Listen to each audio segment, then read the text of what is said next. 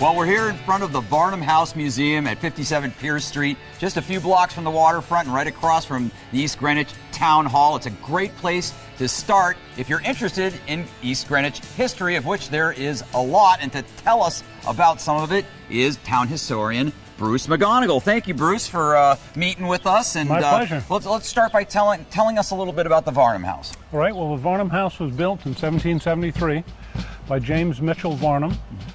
He went on to serve in the American Revolution. It was the first house that was built on this side of the street, but he wanted it to be right across the street from what's now the town hall. Oh, really? In those days, it was the county courthouse, and it also was one of the state houses. Yep.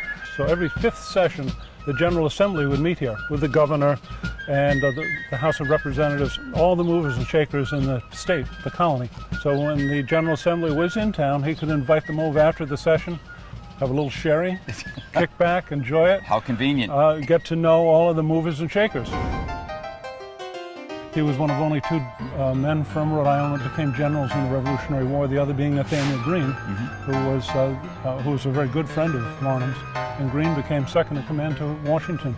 So is the public allowed to come here and sort of hang out and tour the grounds? They certainly are. We have about an acre of grounds here with this lovely period garden, and they're encouraged to come and enjoy the garden, enjoy the yard. The house is open for tours in the summer during the weekends. Well, let's find out some more about East Greenwich history by visiting some other sites around town. Great.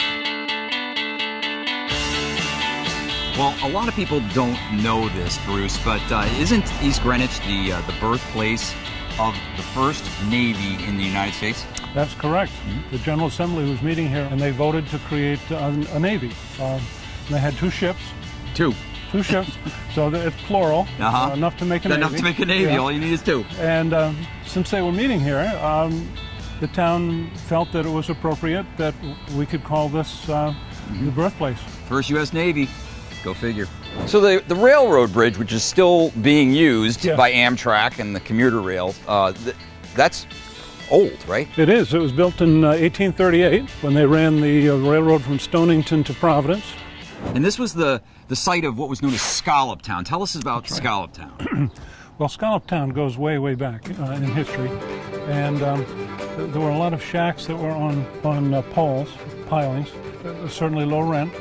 And they were much poorer than the rest of the people in town.